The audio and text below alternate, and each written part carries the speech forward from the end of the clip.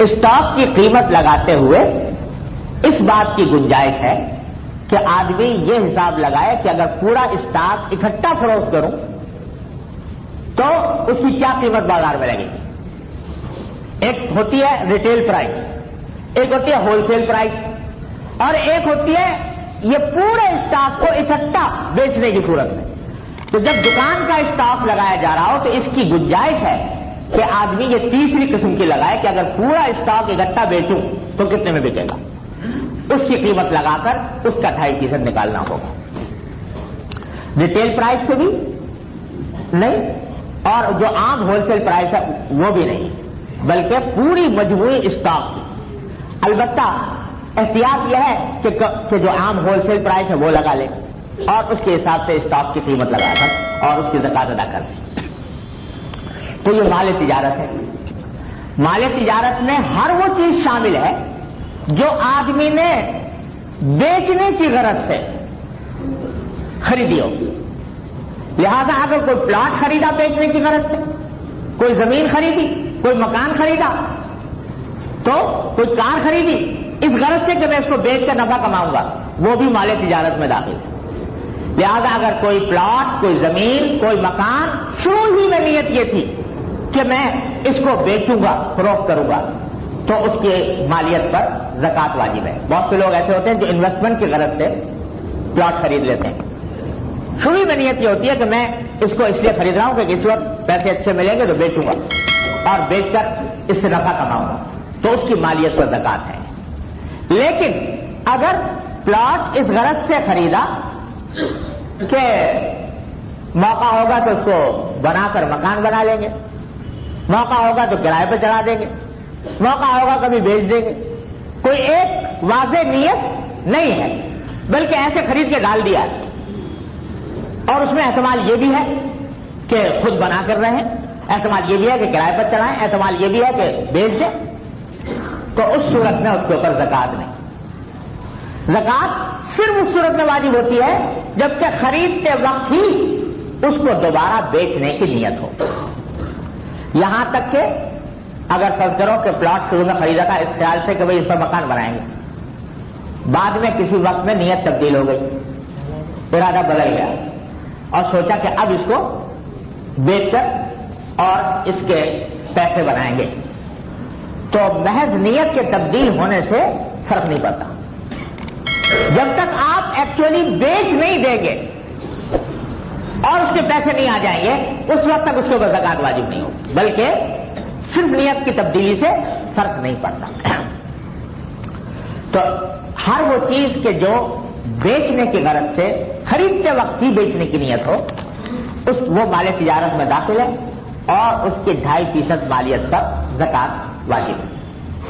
اور 2.5% مالیت بھی یاد رکھیے کہ مالیت ہمیشہ معتبر ہوگی اس دن کی جس دن آپ زکات کا حساب کر رہے ہیں, زکات ادا کر رہے ہیں, اس دن کی مالیت معتبر ہوگی. یعنی آپ نے خریدا تھا ایک پلاٹ فرض کیجئے 1 لاکھ کا اور آج اس کی قیمت 10 لاکھ ہو گئی ہے, تو جب اس کی زکات آج آپ حساب کر رہے ہیں تو آج کے دن اس کی قیمت 10 لاکھ سمجھی جائے گی, 1 لاکھ نہیں, اوریجنل قیمت نہیں بلکہ آج کی مارکیٹ ویلیو جو ہے وہ اس کی اعتبار کی جائے.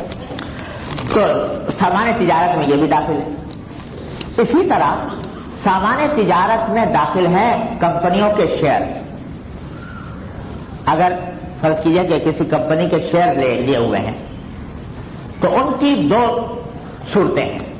ایک صورت یہ ہے کہ کمپنی کے شیئر اس لیے لیے ہیں کہ ان سے نفع حاصل کرنا مقصود ہے, یعنی سالانہ ہمیں ڈویڈنڈ ملتا رہے کمپنیوں کا.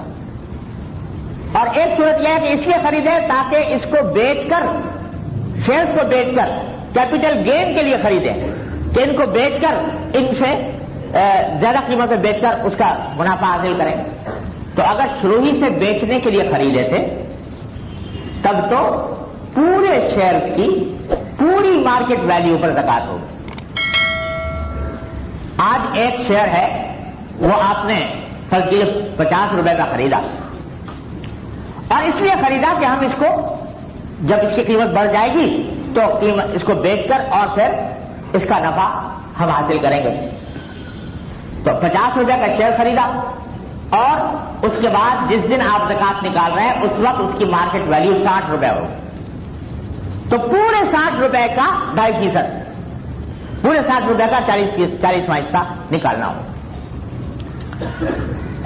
लेकिन अगर खरीदा इस गरज से शेयर तो भाई सालाना डिविडेंड आता रहेगा हमारे पास, बेचने की नियत नहीं, तो उस सूरत में आपके लिए इस बात की गुंजाइश है कि ये देखें कि जिस कंपनी के शेयर्स हैं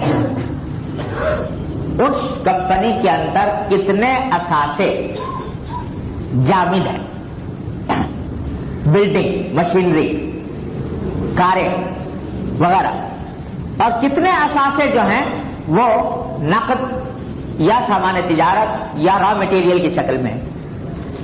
ये बाज़ औक़ात कंपनी से ये मालूमात हासिल हो जाती हैं।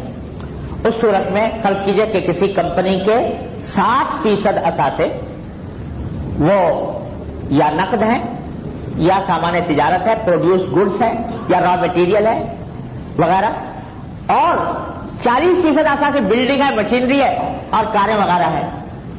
तो बिल्डिंग, मशीनरी, कारें वगैरह पर ज़कात अल्लाह ताला ने नहीं रखी, लिहाजा 40% मार्केट वैल्यू में से 40% निकालकर 60% की ज़कात आप दे सकते हैं, बजाय पूरी वैल्यू के। बल्कि 60 रुपए शेयर की वैल्यू बनी तो 60 रुपए में से आपने महसूस किया कि 60% जो है वो जो काबिल ज़कात असासे जो है वो 60% है, तो उस सूरत में आप 36 रुपए की ज़कात अदा करेंगे और बाकी जो है वो नाकाबिल ज़कात। अगर किसी कंपनी का पता ना चल सके तो एहतियात इसमें है कि पूरी मार्केट वैल्यू पर ज़कात निकाल दी जाए। ये तरीका है शेयर पर ज़कात अदा करने का। और जो दूसरे फाइनेंशियल इंस्ट्रूमेंट्स होते हैं, चाहे वो बॉन्ड्स हों या सर्टिफिकेट हों, वो जो है वो नकद के हुक्म में है, यानी उनके ऊपर ज़कात वाजिब है, उनकी असल प्रिंसिपल अमाउंट के ऊपर ज़कात वाजिब है, वो ज़कात निकालनी होगी उसके हिसाब से। जितने भी फाइनेंशियल इंस्ट्रूमेंट होते हैं उन सब में असल अमाउंट के ऊपर ज़कात उनकी नकद की तरह है। तो या नकद है या सामान्य तिजारत है। सामान्य तिजारत में अगर कोई फैक्ट्री है तो उसमें फैक्ट्री के अंदर या मिल के अंदर जितने तैयार शुदा माल है उसकी वैल्यू पर ज़कात है, जो अंडर प्रोसेस है उसकी वैल्यू पर ज़कात है, जो रॉ मटेरियल है उसके ऊपर ज़कात है, बाकी जो मशीनरी है उसकी वैल्यू पर ज़कात नहीं, जो बिल्डिंग है उसके ऊपर ज़कात नहीं, या उसमें जो गाड़ियां इस्तेमाल हो रही हैं उनके ऊपर ज़कात नहीं। ये सामान्य तिजारत का मसला है। इसी तरीके से अगर किसी शख्स ने किसी कारोबार में शिरकत के लिए रुपया लगाया हुआ है, तो किसी कारोबार का कोई मुतनासिब हिस्सा उसकी मिल्कियत है, तो जितना उसका हिस्सा है उस हिस्से की आज की मार्केट वैल्यू के हिसाब से उसके ऊपर ज़कात फर्ज होगी कि आज जो उसकी कीमत बनती है उसके हिस्से की, और जो मालियत बनती है उस मालियत का उसको ज़कात अदा करनी होगी। दूसरा यह है कि ये सब जब, तो अब तक यह हुआ कि नकद जिसमें बैंक बैलेंस भी दाखिल है और फाइनेंशियल इंस्ट्रूमेंट्स भी दाखिल है, और सामान्य तिजारत जिसमें रॉ मटेरियल भी दाखिल है, जिसमें प्रोड्यूस गुड्स भी दाखिल है, जिसमें जो सामान अंडर प्रोसेस है वो भी दाखिल है, और कंपनी के शेयर भी दाखिल हैं। ये सामान्य तिजारत। और इसके अलावा हर वो चीज जो आदमी ने अपने फरोख्त करने की गरज से खरीदी हो वो भी इसमें दाखिल है। जब इसका आपने हिसाब लगा लिया कि इनकी कुल मालियत इतनी बनी, उसमें से आप कर्जे मिन्हा कर सकते हैं जो आपके जिम्मे करते हैं। हाँ, इससे पहले एक बात और अर्ज कर दूं कि जब आपने स्टॉक का हिसाब लगाया تو اور اس کی مالیت نکالی تو بہت سی رقمیں ایسی ہوتی ہیں جو دوسروں سے واجب الوصول ہوتی ہیں، دوسروں کے ذمہ قرض ہیں، کسی کو قرض دے رکھا ہے یا سامان بیچا ہوا ہے ادھار اور اس کی رقم ابھی آنی ہے، تو وہ جو دوسروں کے ذمہ قرضے ہیں بہتر یہ ہے کہ ان کو بھی آج ہی آپ اپنی مالیت میں شامل کر لیں۔ اگرچہ شرعی حکم یہ ہے کہ وہ قرضے جب تک ملے نہیں اس وقت تک ادائیگی واجب نہیں ہوتی، لیکن جب مل جائیں تو اگر کئی سال گزر چکے ہوں گے تو پچھلے سالوں کی بھی زکات دینی ہوگی۔ فرض کرو کسی کو آپ نے 1 لاکھ روپیہ قرض دے رکھا ہے اور وہ 1 لاکھ روپیہ 5 سال کے بعد آپ کو ملا، تو اگرچہ اس دوران آپ کے اوپر ادائیگی واجب تو نہیں، لیکن جب 5 سال کے بعد آپ کو 1 لاکھ روپیہ ملے گا تو 5 سالوں کی زکات دینی ہوگی۔ تو اس وقت میں یکمشت ادا کرنے میں بعض اوقات دشواری ہوتی ہے، لہذا بہتر یہ ہے کہ ہر سال کے سال اس کی ادائیگی بھی کر دی جایا کرے ہر سال۔ تو اس جتنی آپ نے مالیت لگائی ہے، جتنا آپ نے اندازہ لگایا ہے، اس میں قرضوں کی واجب الوصول رقمیں بھی شامل کر لیں، اور شامل کرنے کے بعد پھر یہ دیکھیں کہ ہمارے ذمے کتنے قرض ہیں، تو ان قرضوں کو اس میں سے منہا کر، جب قرضے منہا کر دیے تو باقی رقم بچی، یعنی آپ نے حساب لگایا کہ اتنا نقد ہے، اتنا بینک بیلنس ہے، اتنی زیور کی مالیت ہے، اتنا سامان تجارت ہے، اتنے شیئرز ہیں، اتنے بانڈز ہیں، اور اتنے دوسروں کے ذمہ قرضے ہیں، ان کا ٹوٹل یہ ہوا۔ اس ٹوٹل میں سے جو آپ کو قرضے دوسروں کے ادا کرنے ہیں اس کو منہا کر دیں، جو باقی بچا وہ قابل زکات آپ کا ٹوٹل ہے، اس کا 40واں حصہ یا 2.5% نکال کر ادا کر دیں۔ یہ طریقہ ہے حساب لگانے کا کہ وہ حساب لگا کر رکھ لیا، اور بہتر طریقہ یہ ہے کہ آپ جس دن حساب لگائیں تو اتنی رقم نکال کر الگ محفوظ کر لیں کہ بھائی اب اس کو خرچ، بعض اوقات اکٹھی خرچ نہیں ہوتی، تو تاکہ حساب صحیح رہے تو الگ نکال کر رکھ لیں اور پھر وقتاً فوقتاً مستحقین میں اس کو صرف کرتے رہیں۔ تو یہ طریقہ ہے حساب لگانے کا۔ جب یہ اس میں ایک بات قرضوں کے سلسلے میں اور عرض کر دوں کہ یہ جو میں بات کر رہا ہوں کہ قرضوں کو منہا کرنا چاہیے، یہ معمولی نارمل قرضے کی بات کر رہا ہوں۔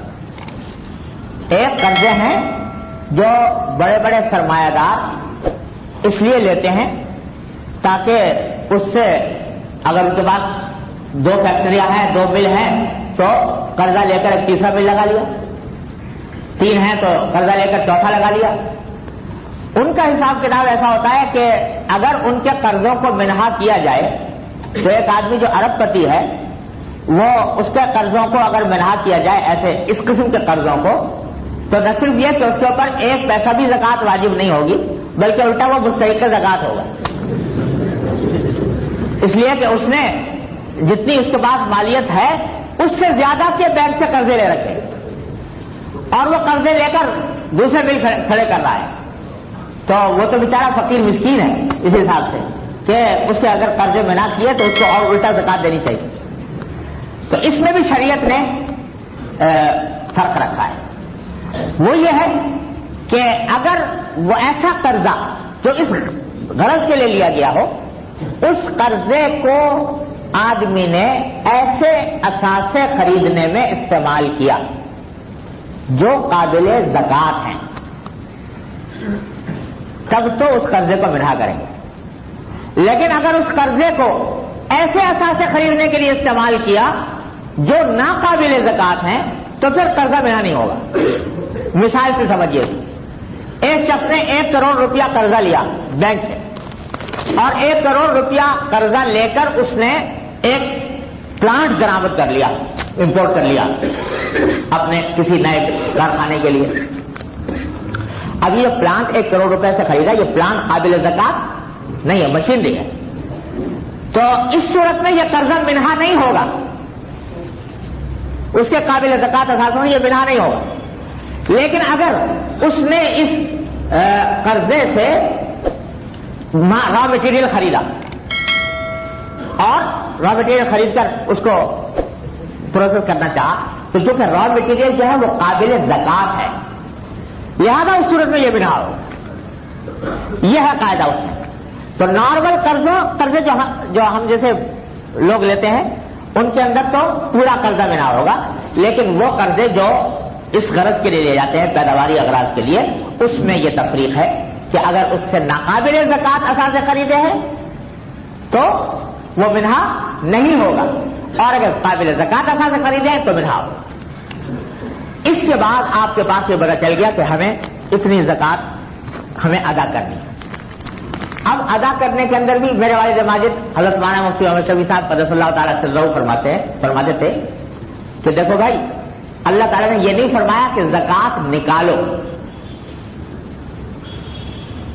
ये नहीं फरमाया कि ज़कात निकालो, न ये फरमाया कि ज़कात फेंको, बल्कि ये फरमाया आतु ज़कात, ज़कात अदा करो। यानी ये देखो कि उस जगह पर ज़कात जाए जहां शरअन जानी चाहिए। बालों समझते निकाल तो दी, अब इसकी परवाह नहीं है कि वो सही मसरफ पर खर्च हो रही है कि नहीं हो रही, डाल दिया किसी के हवाले कर दिया बगैर ये ताकीद किए हुए कि ये सही तरीके पर खर्च करेगा कि नहीं करेगा। बेशुमार इदारे दुनिया में काम कर रहे हैं और उसमें बसा औकात इस बात का लिहाज नहीं होता कि ज़कात सही मसरफ पर खर्च हो रही कि नहीं हो रही। तो ये फरमाया कि ज़कात अदा करो, यानी मुस्तहिक़ ज़कात को अदा करो। उसके लिए शरीयत ने ये एक निज़ाम बनाया है कि भाई ज़कात सिर्फ उन्हीं अशखास को दी जा सकती है जो साहिब निसाब ना हो। यहां तक कि अगर उनके पास जरूरत से जायद सामान घर में ऐसा है जो 52.5 तोले चांदी की मकदार तक पहुंच जाता है, तो भी वो मुस्तहिक़ ज़कात नहीं रहती। मुस्तहिक़ ज़कात हुआ है जिसके पास 52.5 तोले चांदी की मालियत का कोई सामान जरूरत से जायद ना हो, वो है मुस्तहिक़ ज़कात। और उसमें भी अल्लाह ताला ने ये अल्लाह ताला की तरफ से ये फरमाया गया कि उसको मालिक बना कर दो, मालिक बना कर दो। इस वास्ते ये अल्लाह ताला की तरफ से ये हुक्म है कि मालिक बना कर दो, यानी वो अपनी मिल्कियत में खुद मुख्तार हो, जो चाहे करे, ऐसी मिल्कियत होनी चाहिए। इसी वास्ते किसी बिल्डिंग की तामीर पर ज़कात नहीं लग सकती, किसी की तनख्वाहों पर, इदारे की तनख्वाहों पर नहीं लग सकती। अल्लाह ताला ने यह ऐसा निज़ाम कायम किया है कि बज़ औक़ात ऐसा होता है कि अगर इदारे कायम करने की इससे इजाजत दे दी जाती तो सब खाती के लोग खत्म कर देते। होता यह है कि इदारों के अंदर तनख्वाहें बेशुमार और तामीर के अंदर खर्च, 1000 तरह के बिल रखे हुए हैं, वो उसमें ज़कात खर्च हो रही है। तो इस वास्ते हुक्म यह दिया गया कि नहीं, गैर साहिब निसाब को मालिक बना कर दो। ये फकीरों का, फुकरा का, कमजोरों का, गरीबों का हक है, लिहाजा गरीबों तक पहुंचना चाहिए। न ये कि लोग इदारती तौर पर अपने इदारती अखराजात में उसको खाती के खत्म कर जाए, लिहाजा उसी को पहुंचाओ और इस बात का एहतमाम करो कि वो उसका मालिक बने। मालिक बनाकर उसको दे दिया तो इंशाअल्लाह तुम्हारी ज़कात अदा होगी। आदमी को चाहिए कि इसकी पहले से फिक्र रखे, और ये ईताए ज़कात का हुक्म वो है जो इंसान के दिल में ये तलब और जुस्तजू खुद ब खुद पैदा करता है कि भाई इतना पैसा मेरे पास रखा हुआ है, तो सही मसरफ में खर्च करना है, लिहाजा वो खुद तलाश करता है कि कौन कौन मुस्तहिक़ हैं। ये उन मुस्तहिक़ीन को की फहरिस्त बनाता है और फिर उनको पहुंचाता है। ये भी इंसान की जिम्मेदारी है। आपके महल्ले में मिलने जुलने वालों में, उसमें भी सबसे अफजल है कि अपने रिश्तेदारों को ज़कात देना सबसे ज्यादा अफजल है। और याद रखिए कि सिर्फ 2 रिश्ते ऐसे हैं जिनको ज़कात नहीं दी जा सकती। एक विलादत का रिश्ता, यानी बाप बेटे को, बेटा बाप को नहीं दे सकता। एक निकाह का रिश्ता, यानी शौहर बीवी को, बीवी शौहर को नहीं दे सकती। बाकी सारे रिश्ते में ज़कात दी जा सकती है। भाई को, बहन को, चचा को, खाला को, फूफी को, जितने रिश्ते हैं उन सब में ज़कात दी जा सकती है, सिवाय बाप बेटे के रिश्ते के और निकाह के रिश्ते के, नहीं शौहर बीवी के रिश्ते के। इन 2 रिश्तों के अलावा हर जगह ज़कात दी जा सकती है। بلکہ ان کو زکات دینا زیادہ ثواب ہے کہ اس میں صلہ رحمی بھی ہے اور زکات کی ادائیگی بھی ہے، ڈبل ثواب ہے، اس لیے اپنے رشتہ داروں میں دیکھو۔ لیکن یہ ضرور دیکھ لو کہ وہ مستحق زکات ہوں اور صاحب نصاب نہ ہوں۔ بعض لوگ یہ سمجھتے ہیں کہ بیوہ، مثلا بیوہ کا لفظ سنیا، بیواؤں کو دینی چاہیے، بے شک اچھی بات ہے، اگر بیوہ مستحق زکات ہے تو بڑی اچھی بات ہے، اس کی مدد کریں۔ لیکن اگر ایک بیوہ ہے مستحق زکات نہیں ہے تو محض بیوہ ہونے کی وجہ سے وہ مصرف نہیں بنتی۔ یتیم کو دو، بے شک ضرور دو، لیکن یہ دیکھ کر دو کہ وہ مستحق زکات ہے۔ اگر یتیم ہے مگر مستحق زکات نہیں، صاحب نصاب ہے، تو باوجود یتیم ہونے کے اس کو زکات نہیں دی جا سکتی۔ ان احکام کو مد نظر رکھتے ہوئے زکات نکالنی چاہیے۔ اب تھوڑی سی گفتگو مختصر میں یاد کر دوں کہ کچھ عرصے سے ہمارے ملک میں سرکاری سطح پر بھی زکات کا نظام قائم ہے اور اس کی وجہ سے بہت سے مالیاتی اداروں سے زکات وصول کی جاتی ہے، کمپنیاں اپنی جگہ پر ایٹ سورس زکات کاٹتی ہیں، اس کا کچھ حکم میں عرض کرتا ہوں۔ جہاں تک بینکوں کا تعلق ہے، بینکوں اور مالیاتی اداروں کا، وہاں سے زکات جو کٹتی ہے تو وہ زکات اس سے ادا ہو جاتی ہے، دوبارہ ادا کرنے کی ضرورت نہیں ہے۔ البتہ آدمی کے لیے احتیاط یہ ہے کہ جب یکم رمضان آنے والا ہو، جبکہ زکات کاٹی جاتی ہے، تو پہلے سے اس کی دل میں نیت بھی کر لے کہ بھائی میری زکات کٹے گی، میں اس کو زکات کے مد میں استعمال کر رہا ہوں، یہ کر لے تو اس سے اس کی زکات ادا ہو جاتی ہے، دوبارہ نکالنے کی ضرورت نہیں۔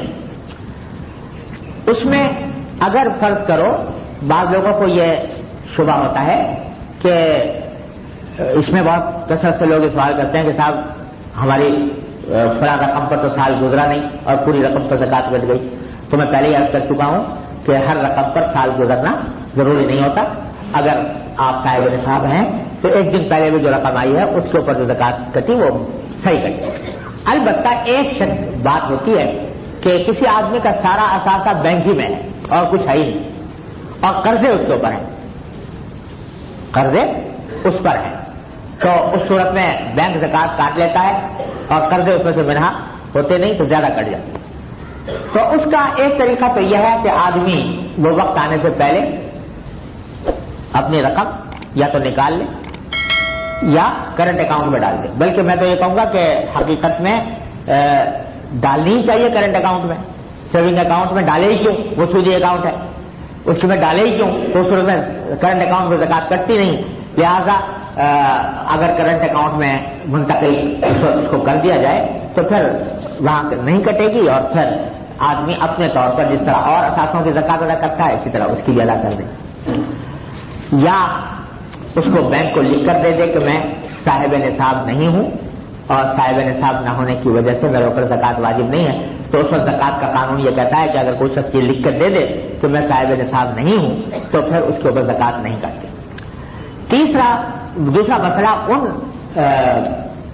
ان شیئرز وغیرہ کا ہے کہ کمپنی کے شیئرز اس کی آپ نے لیے ہوئے ہیں، تو وہاں کمپنی جو ہے جب ڈویڈنڈ تقسیم کرتی ہے تو اس وقت وہ زکات اس میں سے منہا کر لیتی ہے، لیکن وہ زکات جو منہا کی جاتی ہے وہ عام طور سے فیس ویلیو پر کی جاتی ہے، شیئرز کی جو اصل ویلیو ہے اس کے اوپر کی جاتی ہے، حالانکہ شرعاً زکات واجب ہے مارکیٹ ویلیو پر، لہذا جتنا فیس ویلیو پر زکات کاٹ لی گئی وہ تو ادا ہو گئی، لیکن جو مارکیٹ ویلیو اور فیس ویلیو کے درمیان جو فرق ہے اس کی زکات آپ کو الگ سے نکالنی ہوگی۔ مثلا فرض کیجیے کہ ایک شیئر جو ہے اس کی فیس ویلیو 50 روپے تھی اور مارکیٹ ویلیو 60 روپے ہے، تو کمپنی والوں نے 50 روپے کی زکات ادا کر دی، وہ ادا ہو گئی، لیکن چونکہ مارکیٹ ویلیو 60 روپے ہے لہذا 10 روپے کی زکات آپ کو الگ سے نکالنی چاہیے۔ یہی معاملہ کمپنیوں میں ہے، یہی NIT یونٹس وغیرہ میں بھی سب میں یہی صورتحال ہے، تو جہاں جہاں فیس ویلیو پر زکات کٹتی ہے تو مارکیٹ ویلیو کا حساب کر کے اس کا فرق ادا کرنا ضروری ہے۔ یہ چند موٹی موٹی باتیں تھیں زکوٰۃ سے متعلق اور اس کے متعلق احکام کے بارے میں. ایک بات اور عرض کر دوں، وہ یہ کہ زکوٰۃ کے لیے شرعاً کوئی تاریخ مقرر نہیں ہے، نہ کوئی زمانہ مقرر ہے کہ اس زمانے میں یا اس تاریخ میں زکوٰۃ ادا کی جائے، بلکہ اصل بات یہ ہے کہ ہر آدمی کی زکوٰۃ کی تاریخ جدا ہوتی ہے. شرعاً اصل زکوٰۃ کی تاریخ وہ ہے جس میں آدمی پہلی بار صاحب نصاب بنا. پہلی بار جو صاحب نصاب بنا جس تاریخ میں، وہ اس کی زکوٰۃ کی تاریخ ہو گئی. اور اس کی جو ایک شخص جو ہے یکم محرم الحرام کو پہلی بار صاحب نصاب بنا تو اس کی زکوٰۃ کی تاریخ ہو گئی یکم محرم الحرام. اب آئندہ ہر سال اس کو یکم محرم الحرام کو زکوٰۃ کا حساب کرنا چاہیے. لیکن اکثر و بیشتر ایسا ہوتا ہے کہ لوگوں کو یاد نہیں رہتی کہ ہم کس تاریخ میں سب سے پہلے صاحب نصاب بنے تھے.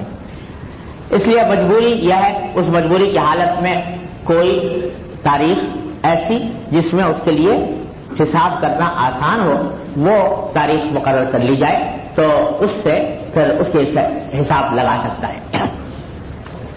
اب لوگ رمضان میں اس لیے کہتے ہیں کہ وہ رمضان کے اندر کہتے ہیں ہر فریضے کا ثواب، فرض کی ادائیگی کا ثواب 70 گنا ملتا ہے، تو زکوٰۃ کا ثواب بھی 70 گنا ملتا ہے.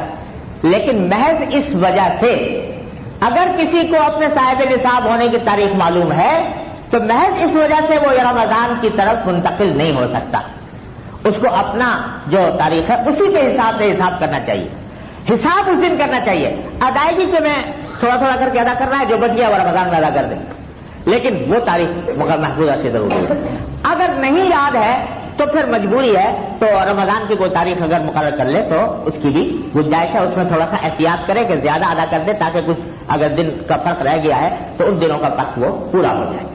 اس طرح ہر انسان کو اپنی ایک تاریخ مقرر کرنی چاہیے. ہر سال اسی تاریخ میں دیکھے کہ میرے پاس کیا اثاثے موجود ہیں، اور جو طریقہ میں نے بتایا اس کے مطابق اس تاریخ کا حساب کرے، اور اس تاریخ کا حساب کر کے اس تاریخ میں سونے کی قیمت لگانی ہے تو اس تاریخ کی لگائے، شیئر کی قیمت لگانی ہے تو اس تاریخ کی لگائے، اسٹاک کی قیمت لگانی ہے تو اس تاریخ کی لگائے، اور ہمیشہ ہر سال وہی تاریخ ہونی چاہیے.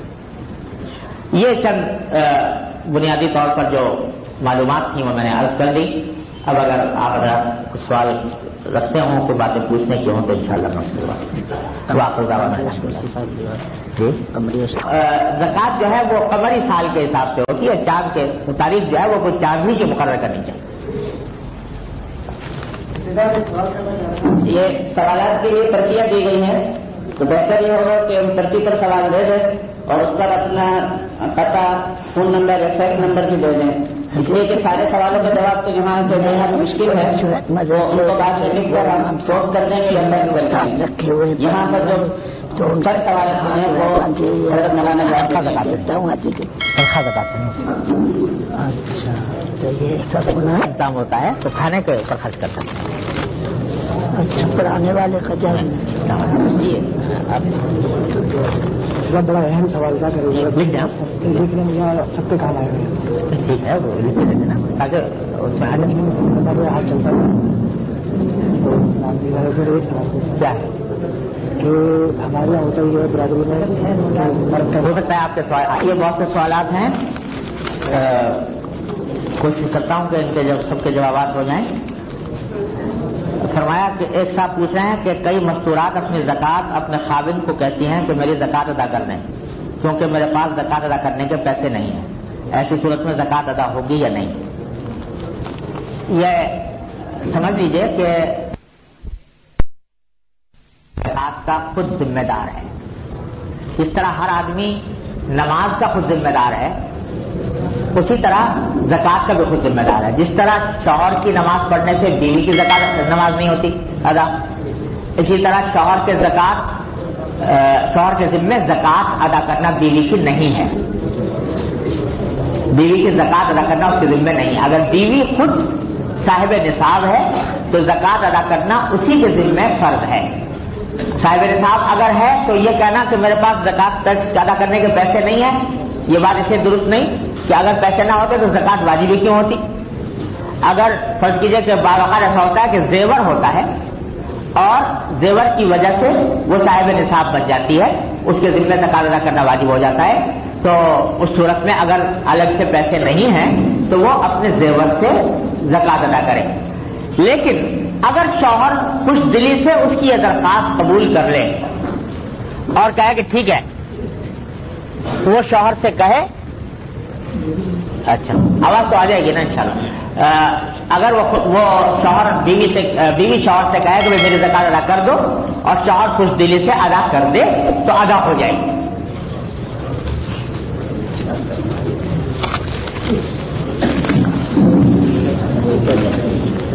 یہ لکھا ہے کہ بہت سے مالدار جن کے علاقوں میں سینکڑوں غریب ہیں مگر وہ زکوٰۃ اپنی برادری کی انجمن میں دیتے ہیں اور انجمن قبرستان کی زمین شادی ہال حیلہ تملیغ یا کسی طریقے سے خرچ کرتی ہے اور غریب عام لوگوں کو ایک دن کی روٹی میسر نہیں. میں کہوں اس کا جواب کہ غریب جو غیر صاحب نصاب ہے اس کو مالک بنا کر دینا ضروری ہے. کوئی بھی ایسا کام جس میں تعمیر ہو یا قبرستان وقف کرنا ہو یا تعمیر مسجد ہو، یہ اس کے اوپر صرف نہیں کی جا سکتی. اور یہ جو تبلیغ کا حیلہ عام طور سے کیا جاتا ہے کہ کسی کو دے دیا اور اس نے کہا کہ تم اس پر خرچ کر دو، وہ بھی بیچارہ جانتا ہے کہ میرے ساتھ کھیل ہو رہا ہے اور حقیقت میں مجھے ایک پیسے کا بھی اختیار نہیں ہے، تو یہ محض حیلہ ہے، اس کی وجہ سے کوئی حکم میں تبدیلی نہیں آتی. آج کل ادارے زکوٰۃ اور دیگر عطیات جمع کرنے کے لیے بیش بہا سرمایہ پبلسٹی پر خرچ کر دیتے ہیں. یہ جائز نہیں ہے، پبلسٹی کے اوپر زکوٰۃ کی رقم خرچ کرنا ضرورت نہیں، جو ہوتے جائیں وہ الگ کریں. قرآن مجید میں زکوٰۃ کے 8 مصارف بیان ہوئے ہیں. ہمارے ہاں زکوٰۃ جمع کرنے والے اداروں کا رواج ہے، ان اداروں میں جمع بھی 90% زکوٰۃ ہوتی ہے. ادارے اپنے اخراجات اور پبلسٹی وغیرہ کے لیے زکوٰۃ کی تبلیغ کراتے ہیں. کیا غیر ضروری اخراجات مثلا اداروں کے لیے گاڑیوں کی خریداری اور پبلسٹی وغیرہ کے لیے زکوٰۃ کی تبلیغ جائز ہے؟ پہلے عرض کر چکا ہوں کہ یہ جائز نہیں ہے. اس طرح یہ تبلیغ کے کئی سوال ہیں، میں ایک ہی جیسے ہیں. قرآن مجید اور احادیث کے تفاصیر میں زکوٰۃ کی افادیت یہ بیان کی گئی ہے کہ اس سے معاشرے میں غربت کا خاتمہ ہوتا ہے. زکوٰۃ لینے والا شخص ایک سال اگر زکوٰۃ لیتا ہے تو اگلے سال زکوٰۃ دینے کے قابل ہوتا ہے. لیکن ہمارے ہاں مدارس اور دیگر اداروں کی وجہ سے زکوٰۃ کا یہ بہترین مصرف تقریباً ختم ہو کر رہ گیا ہے. مدارس زکوٰۃ لے جاتے ہیں، حق تو یہ ہے کہ زکوٰۃ مسجد پر لگانے کے لیے بھی تبلیغ کرا لی جاتی ہے. اب وہ غریب جو سارا سال زکوٰۃ کی آس میں اپنے بچیوں کی شادیاں اور دیگر امور التوا میں رکھتے ہیں، وہ کیا کریں؟ پہلے عرض کر چکا ہوں اس کا جواب بھی کہ جن اداروں میں صحیح طریقے سے زکوٰۃ خرچ کرنے کا شرعی طور پر انتظام موجود نہیں ہے، ان کو زکوٰۃ نہ دینی چاہیے بلکہ غریبوں کو مالک بنا کر زکوٰۃ دینی چاہیے. البتہ کسی ادارے میں اگر باقاعدہ شرعی طریقے پر انتظام موجود ہے تو ظاہر ہے کہ جس طرح اور فقراء حقدار ہے اسی طرح وہ طلبہ جو دین کی تعلیم حاصل کر رہے ہیں اور وہ بیچارے غریب ہیں تو وہ اور زیادہ حقدار ہیں، کیونکہ دین کی تعلیم کے لیے ان کو تیار کرنا ہے. اس واسطے جہاں اس بات کا انتظام موجود ہو تو وہاں بے کھٹک زکوٰۃ دے سکتے ہیں. ایک تاجر کی زکوٰۃ 50 لاکھ روپے بنتی ہے. اس نے 2.5 من آٹے کی بوری منگائی اور اس میں 50 لاکھ روپے آٹے کے بیچ میں اس طرح ڈال دی کہ باہر سے پتہ نہ چلے کہ اس میں روپے ہیں بلکہ آٹے کی بوری نظر آئی. پھر ایک غریب مسکین کو بلا کر کہا تم اس کے مالک ہو، اس کو لے جاؤ. غریب نے کہا بہت بھاری ہے، کیسے لے جاؤں؟ تو اس سے تاجر نے کہا مجھے یہ بوری 10,000 میں بیچ دو. یہ فضول سوال ہے. سال گزرنے کے بعد جس تاریخ کو زکوٰۃ ادا کرنی ہے اس کو نصاب سے کم مال ہے تو کیا زکوٰۃ ادا کرنی ہے یا نہیں؟ اگر سال کی وہی جو تاریخ میں نے عرض کیا ہے جس کو تاریخ زکوٰۃ کا حساب کرنے کی ہے اس تاریخ میں نصاب نہیں ہے تو پھر زکوٰۃ بھی واجب ہے. ضرورت سے زائد مال کی کیا تعریف ہے؟ کیونکہ یہ ضروریات ہر ایک کی مختلف ہوں گی. ضرورت سے زائد سے مراد یہ ہے کہ جو گھر کا جو انسان کے اپنے کھانے پینے کی ضروریات میں استعمال ہوتا ہے، اس کے پہننے کے کپڑے ہیں، اس کے گھر کا اثاثہ ہے جو اس کے گھر میں استعمال ہوتا رہتا ہے. تو ہر آدمی کی ضروریات بے شک مختلف ہوتی ہیں. بعض لوگ ایسے ہیں کہ جن کے پاس مہمان بہت آتے ہیں تو ان کے لیے اثاثہ زیادہ چاہیے, اور بعض ایسے ہیں کہ جن کے پاس نہیں ہے, جن کو یعنی کبھی خرچ کرنے کی استعمال کرنے کی نوبت ہی نہیں آتی, ایسا سامان جو ہے وہ ضرورت سے زائد سمجھا جائے. ٹیلی ویژن کے بارے میں جی ٹیلی ویژن یقیناً ضرورت سے زائد ہے. یقیناً جو لوگ فیکٹری لگاتے ہیں اس میں 1 کروڑ اپنا 3 کروڑ بینک سے لے کر لگاتا ہے, آیا اس کو زکات پڑ رہا ہے یا نہیں؟ ابھی میں جواب دے چکا ہوں اس کا تفصیل کے ساتھ. بعض جدید ذہن رکھنے والے علماء کہتے ہیں کہ فیکٹری کے بعد مشینری پر بھی زکات ہے. یہ تو بات صحیح نہیں ہے, مشینری پر تو زکات نہیں ہے, لیکن وہ جو میں نے عرض کیا کہ جو قرضے کی منہائی کا جو طریقہ میں نے بتایا ہے اس طریقے پر اگر عمل کیا جائے تو یہ مشینری پر زکات لگانے کی ضرورت نہیں. ہسپتالوں کی تعمیر, اسی طرح مدارس کی تعمیر پر اگر زکات خرچ کرنا چاہیں تو صحیح طریقہ کیا ہے؟ حقیقت میں تو تعمیر کے اوپر زکات کی رقم خرچ نہیں ہو سکتی, لیکن بعض مرتبہ ایسا ہوتا ہے کہ جو ہیلہ تبلیغ میں نے بتلایا, جس طرح کا ہیلہ کیا جاتا ہے کہ جس میں دونوں جانتے ہیں کہ حقیقت میں تبلیغ نہیں ہے, تو وہ تو کسی طرح بھی معتبر نہیں. لیکن یہ صورت ہو سکتی ہے کہ جن لوگوں کے لیے وہ تعمیر کی جا رہی ہے واقعتاً ان کو وہ رقم دے دی جائے, اور کیونکہ وہ جانتے ہیں کہ یہ ہمارے لیے استعمال ہوگی, ہمارے ہی مطلب میں استعمال ہوگی, تو پھر وہ اپنے طور پر اس تعمیر کے لیے دے دیں تو پھر اس کی گنجائش ہے. سوالات جو ہیں زکات کے علاوہ بھی ہیں, تو کیونکہ موضوع آج کا زکات ہے لہذا میں ان کو چھوڑ رہا ہوں. کھانا پکا کر دیا جا رہا ہے زکات میں ہو سکتا ہے؟ جی ہاں ہو سکتا ہے. کھانا پکا کر اگر مستحقین زکات ہے تو دے سکتے ہیں. کتابوں کی اشاعت میں زکات کی رقم لگ سکتی ہے یا نہیں؟ تو کتابوں کی اشاعت میں نہیں لگ سکتی, البتہ وہ کتابیں اگر مستحق زکات کو مالک بنا کر دی جائیں گی تو اس سے زکات لگاؤ. ایک شخص نے مکان 10 سال پہلے بنایا اور لاگت 1 لاکھ آئی جو اس وقت جاری سرمایہ میں سے ادا کی گئی. آج اس مکان کی مارکیٹ قیمت 50 لاکھ ہو گئی ہے. مکان ذاتی رہائش گاہ ہے. کیا زکات کے حساب کے وقت اس اضافی مارکیٹ ویلیو کو موجودہ سرمایہ سے منہا کرنے کی اجازت ہے؟ نہیں, موجودہ سرمایہ سے منہا کرنے کا سوال کوئی نہیں, لیکن کیونکہ وہ ذاتی رہائش کا مکان ہے لہذا اس پر زکات واجب ہے. اس کی کنفرم ریٹ نہ ہو, یعنی ایک ان کامن آئٹم ہو اور اس کے ریٹ اپنے ثوابدید کے مطابق اور ایک مخصوص نفع رکھ کر بیچنا چاہیں لیکن ابھی تک بکا نہیں یا معمولی بکا, اس کے بعد نہیں بکتا, اس کی قیمت کا تعین کس طرح کریں؟ اس کا تعلق تو اصل میں تجربے سے ہے. تجربے سے یہ سمجھیں انصاف کے ساتھ, احتیاط کے ساتھ اس کی ایک تخمینی اور اندازے سے اس کی قیمت لگائیں کہ یہ سامان جب بکے گا تو ہمیں امید ہے کہ اتنے پیسے کے ملیں گے, تو اس کے حساب سے وہ لگائیں.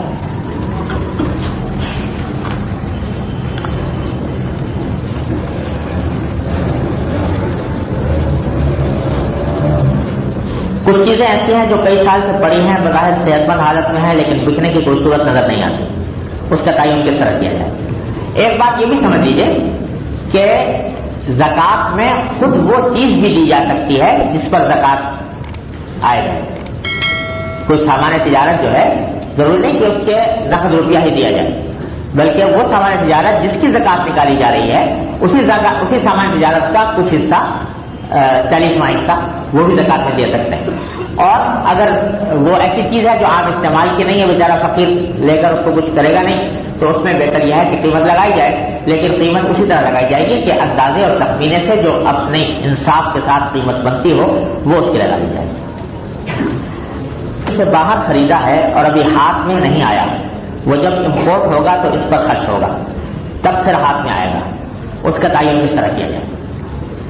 اس میں فائدہ یہ ہے کہ اگر وہ سامان آپ کی ملکیت میں آ چکا ہے, چاہے ابھی تک قبضے میں نہیں آیا, تب تو سامان کی قیمت لگائی جائے.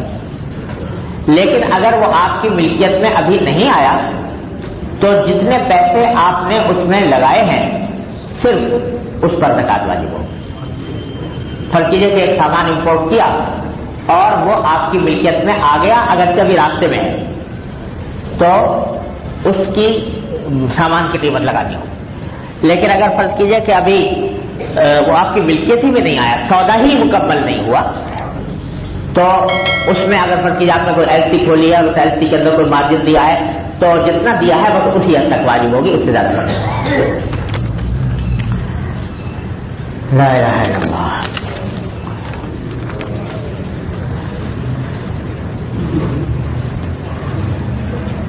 لکھا ہے کہ ہمارے کچھ دوستوں کا نقطہ نظر کشمیر اور افغانستان کے مدارس کے بارے میں یہ ہے کہ ان علاقوں کے مدارس میں باوجود ایک استحقاق ہے لیکن زکوٰۃ نہ دی جائے, کیونکہ یہ مدارس والے یہ زکوٰۃ کی رقم جہاد میں دے دیتے ہیں اور اس طرح دہشت گرد ہم بنتے ہیں.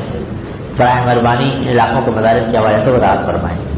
بھائی اگر وہ زکوٰۃ میں صحیح جگہ پر استعمال کرنے کا اہتمام کرتے ہیں تو پھر ان کو نہ دینے کی کوئی وجہ نہیں. میں زکوٰۃ انگریزی تاریخ کے حساب سے ادا کرتا ہوں شروع سے, اب میں قمری تاریخ کا تعین کیسے کروں؟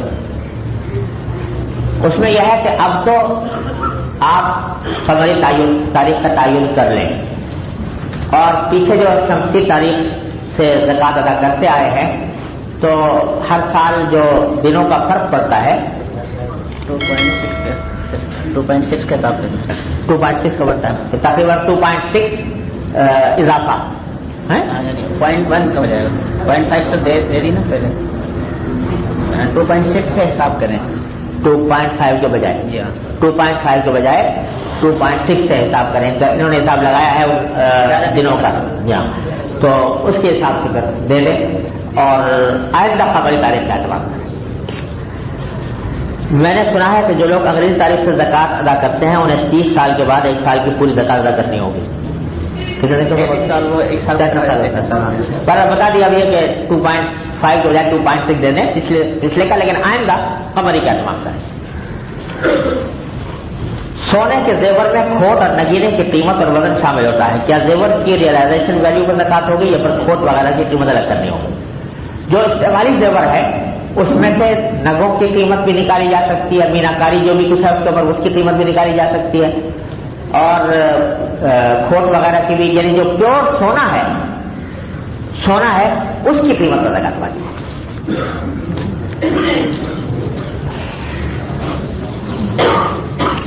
بعض علماء نے شیئر کے کام کو جائز قرار نہیں دیا کیونکہ شیئر کی بنیاد سود پر ہے, سود کی بڑی سخت وہی لائی ہے. آپ نے شیئر کے کام کو صحیح قرار دیا, کیا یہ کاروبار جائز ہے؟ یہ تعلق موجودہ موضوع سے نہیں ہے, لیکن میرا اس کے اوپر مستقل ایک تقریر ہے جو اردو میں چھپ گئی ہے, شیئرز کی خرید و فروخت کے شرعی مسائل, وہ پڑھ لیجیے تو اس سے تفصیل واضح ہو جائے گی. سیونگ اکاؤنٹ میں بھی سود ہے اور آپ نے اس اکاؤنٹ کو صحیح قرار دیا. میں نے صحیح قرار نہیں دیا بھائی, میں نے کہا کہ سیونگ اکاؤنٹ میں نہیں رکھنا چاہیے, کرنٹ اکاؤنٹ میں رکھنا چاہیے. آپ نے فرمایا کہ کوئی شخص بینک سے قرض لے کر فیکٹری قائم کرتا ہے تو اس کو زکوٰۃ دینی ہوگی. کیا سودی کاروبار پر زکوٰۃ ہے؟ جو قرض جو لے کر جو فیکٹری قائم کرتا ہے, میرے خیال میں یہ صاحب کوئی بات نہیں سمجھے میری, افسوس یہ ہے. میں نے یہ نہیں کہا کہ اس کو زکوٰۃ ہوگی, میں نے کہا تھا کہ جو قرض لیا ہے بینک سے اس قرض کو قابل زکوٰۃ اثاثوں سے منہا نہیں کیا جائے گا.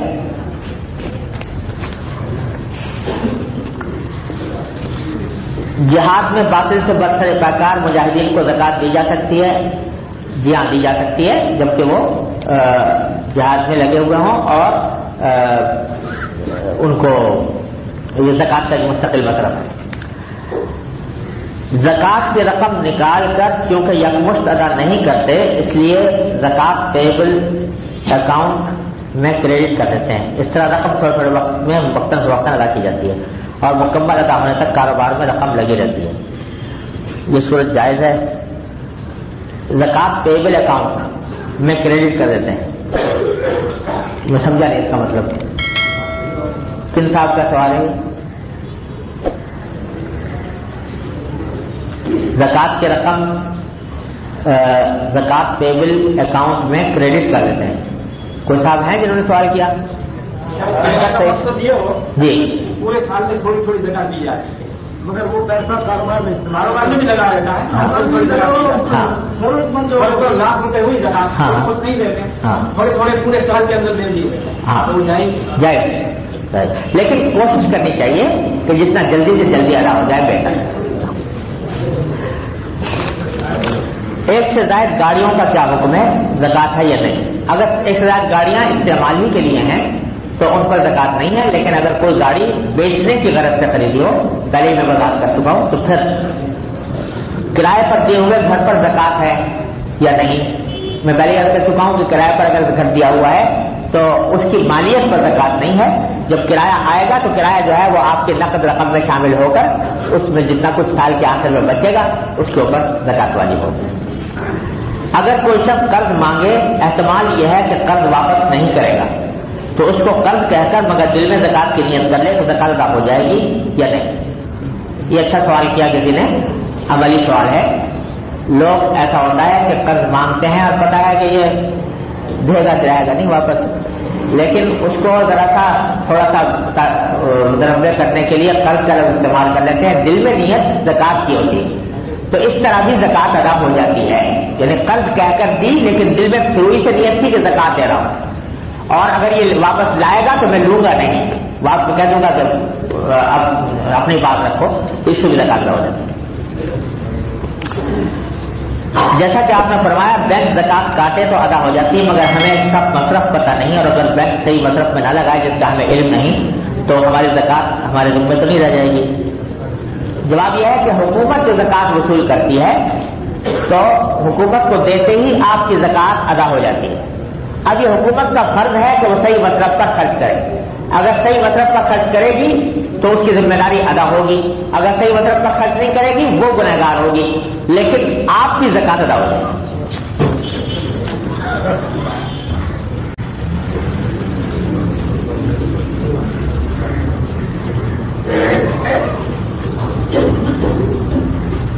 کہ کسی خاتون نے انگریزی میں سوال لکھا ہے کہ ایک خاتون ہے جن کو اپنے گھر میں ان کے پاس زیور ہے لیکن وہ ہمیشہ شمسی تاریخ سے زکات ادا کرتی رہی ہیں، تو اب وہ کیسے، ان کو اسلامی تاریخ یاد نہیں ہے تو وہ کیسے کریں؟ تو پہلے جواب اس کا ہو چکا کہ شمسی تاریخ سے 2.6 کے حساب سے زکات ادا کر دیں اور آئندہ قمری تاریخ متعین کر دیں۔ Any person wants to change the date of the zakat, can he do it or not?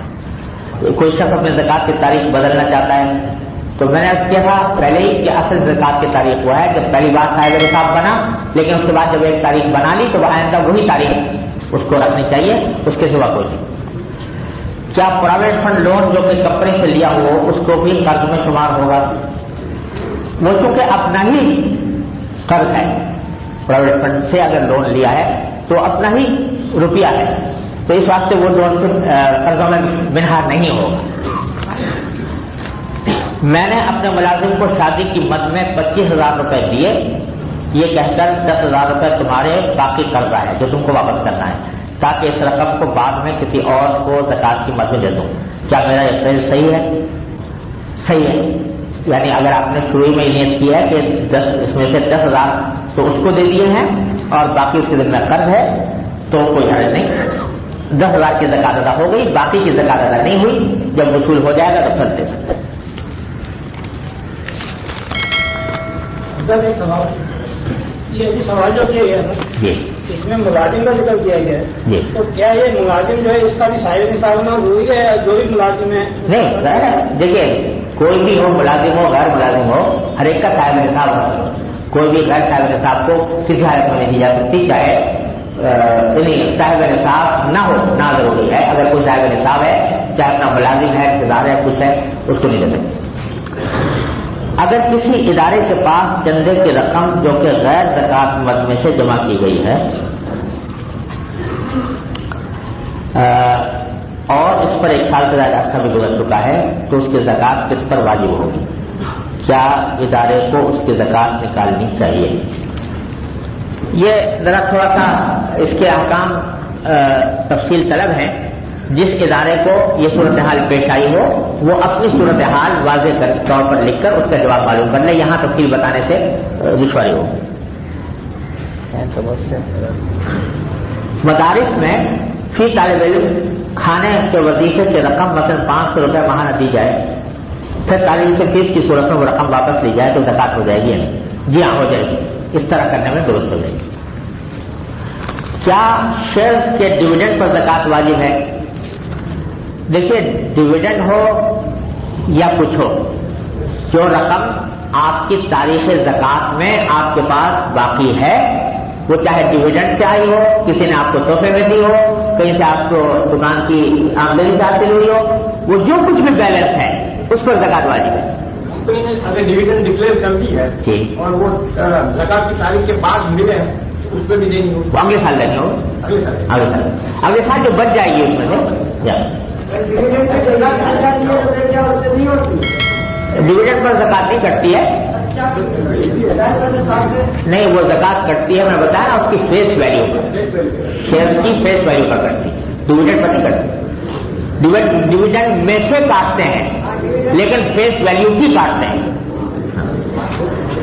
اگر شیئر بیچنے کی غرض سے لیے گئے ہوں لیکن کیونکہ ان کی قیمت بہت گر گئی ہو اور نہ بیچیں، اور زکات ادا کرنے کی تاریخ پر ان شیئر کی زکات کیا مارکیٹ ریٹ سے دی جائے گی یا اس کی خریداری کی قیمت؟ مارکیٹ ریٹ سے. جو بھی مارکیٹ ریٹ ہے، چاہے گر گیا ہو چاہے بڑھ گیا ہو. شافعی فقہ سے 7.5 تولے سونا ملکیت پر زکات واجب نہیں، لیکن اگر اس سے 2-1 تولے سونا زیادہ ہو تو کیا 7.5 جمع 2 9.5 تولے کل پر زکات واجب ہے یا کسی تولے پر زکات دی جائے؟ بھائی، میں شافعی فقہ کا مجھے معلومات نہیں ہے زیادہ، کسی شافعی عالم سے پوچھیں اس کے بارے میں. مستحق کے زکات، بظاہر گھر میں تمام سامان ٹی وی وی سی آر وغیرہ ضرورت کے لیے ہے، مگر ضرورت مند ہے کہ علاج یا بچے کی پڑھائی شادی وغیرہ کے لیے رقم چاہیے، مگر کھلے عام شرم کے باعث نہیں مانگ سکتے. اگر ایسی ضرورت ہے تو بھائی سب سے پہلے تو ٹی وی وی سی آر بیچ کے پیسے حاصل کرو، پھر بعد میں زکات کی سوچنا. غریب مریض جو سید نہ ہو، ایک ڈاکٹر ان کے علاج اور دوائی کی مد میں رقم خرچ کر سکتا ہے یا نہیں؟ جو غریب مریض جو سید نہ ہو، ایک ڈاکٹر اس کے علاج اور دوائی کی مد میں رقم خرچ کر سکتا ہے یا نہیں؟ دوا اس کو زکات کی مد سے دی جا سکتی ہے، لیکن اپنی فیس زکات کی مد سے نہیں لے سکتا.